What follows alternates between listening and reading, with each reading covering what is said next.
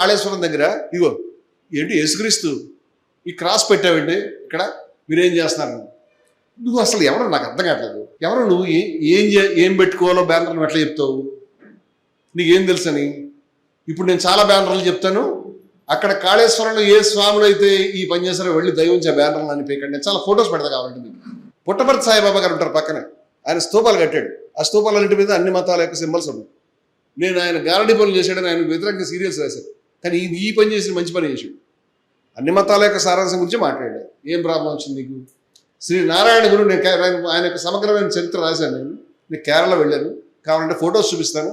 ఆయన యొక్క స్తూపాల్లో యేసుక్రీస్తు యొక్క సింబలు, అల్లా యొక్క సింబలు, లేకపోతే ఓము, అదేవిధంగా అవసరమైతే సిక్కులది పార్సీలది అన్ని పెడతారు.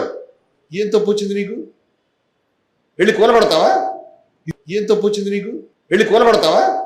ఇది కనిపించగానే ఈ ఫోబియా ఏంటి నీకు? నీకు తెలియదేమో. స్వామి వివేకానందుడు అమెరికా వెళ్ళి యేసుక్రీస్తు మావాడు అని చెప్పాడు. నువ్వు ఎంత హర్టతో ఈ విషయం తెలిస్తే. యేసుక్రీస్తు మావాడు, మీ వాడు కాదు. మీ వాడు కాదు, మీరు మంచినీడు కూడా ఎవరు యేసుక్రీస్తుకి మా భారతీయులకు చెందినటువంటి వాడు, మాకు తూర్పుకు చెందినటువంటి వాడు అని ప్రకటించుకున్నాడు. ఇవాళ యేసుక్రీస్తు బొమ్మ కనిపించగానే యేసుక్రీస్తు బొమ్మ పెట్టి నీకు ఏం బాధ వచ్చింది? యేసుక్రీస్తు బొమ్మ పెడితే ఏం బాధ వచ్చింది? అనో భద్ర కథమో ఎంత విశ్వత, ఎక్కడెక్కడ ఏ గొప్ప విషయాలు జరిగినా అన్ని మాకు కావాలని మా ప్రాచీన ఋషులు చెప్తే లేదు ఇక్కడే ఉండాలి లేకపోతే చింపుతారే అంటే తెలుసుకో సోదరా. కానీ మీలో చాలా మంది ఈ స్థాయిని అందుకోవడానికి అనేక త్యాగాలు ఉన్నాయి. మీరు అనుకుంటున్నటువంటి సంస్థలు దాని గురించి ఏ చిన్న ప్రయత్నం చేయలే. ఆ సంస్థలు పదే పదే మనుస్మృతికి తమ యొక్క ఎలిగెన్స్, వాళ్ళ యొక్క విధేయతను చాటుకున్నారు. మీరు గుర్తుపెట్టుకోవాలి విషయాన్ని. మై హార్ట్ ఈజ్ విత్ మను అని రాసుకున్నారు వాళ్ళు. రేపు పొద్దున దేవుడు ముస్లిం ఎందుకు అయ్యాడు, లేకపోతే ఈ యేసుక్రీస్తు బొమ్మ ఎందుకు పెట్టావని చెప్పిన తర్వాత నాకు అనుమానం ఏంటంటే, దేవుడు అంటే ఈ పర్టికులర్ సామాజిక వర్గం బ్రాహ్మణ అవ్వాలని అంటావా? ఆ బ్రాహ్మణులు కూడా పలానా వాడే వాళ్ళంటావా? ఆడవాళ్ళందరూ ఇళ్ళకెళ్ళి వంట చేసుకోండి, నా స్త్రీ స్వతంత్రం అనేది అంటావా? అనుమానం ఉంది నాకు. ఇదన్నీ కూడా ఈ దరిద్రం అంతా చాలా కాలం అయిపోయింది. వెళ్ళిపోయి మతం, ఇది మతం. నువ్వు మాట్లాడేది మతం కాదు, నీకు ఆధ్యాత్మికత తెలవదు. నీకు రెండు చేతులు ఎక్కువ మొక్కి చెప్తున్నాను, దయ నుంచి తెలుసుకో. వాళ్ళు రాంగ్ రూట్లో ఉంటే రాంగ్ రూట్లో ఉంటారు, రైట్ రూట్లో ఉంటే రైట్ రూట్లో ఉంటారు, ఏదో ఒక రూట్లో ఉంటారు. వాళ్ళ ఇష్టం, అది వాళ్ళకి హక్కు. అది ఆధ్యాత్మికమైనటువంటి తనదైనటువంటి మార్గంలో ఒక ప్రయాణం చేయటం అనేది హక్కు. అది ఏవీ లేవు. జిఆర్ స్వామి గారు 2 ముద్రలు వేస్తున్నారు అనుకో కాల్చి, అది ఉందా వేదంలో? లేదు. ఆయన గుడి కట్టాడు, అది లేదు. ఈయన ఇంకోటి అది చెప్పాడు, లేదు. చాలా విషయాలు లేవు. అయితే ఏం చేయమంటాం? అలాగే ఈ సంప్రదాయం కూడా తనదైనటువంటి పద్ధతి ఎత్తుక్కుంది, పద్ధతి తనదైన కథ చెప్తుంది, తనదైనటువంటి సిద్ధాంతం చెప్తుంది. నచ్చితే మంచిదే అని చెప్పు, నచ్చలేకపోతే మాది నచ్చలేదు అని చెప్పు. కానీ వాళ్ళున్న చోటుకు వెళ్ళి ఇవన్నీ చీల్చి ఇదంతా మాది, నీ ప్రాపర్టీ.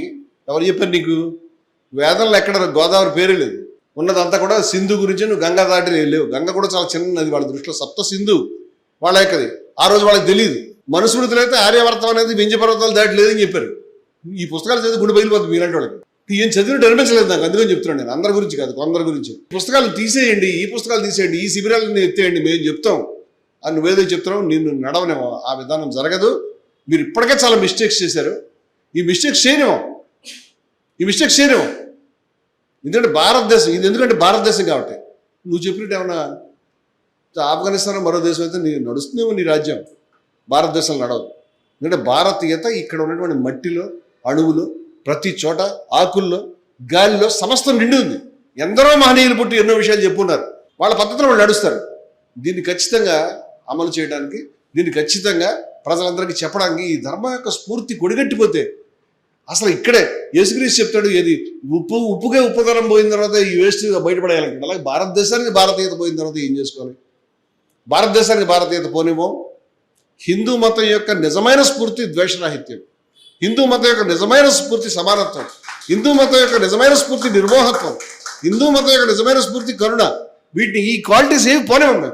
మీరు చేసింది ఏదైనా ఉంటుంది కానీ అది హిందూ మతం యొక్క పద్ధతి కాదు, హిందూ చర్య కాదు.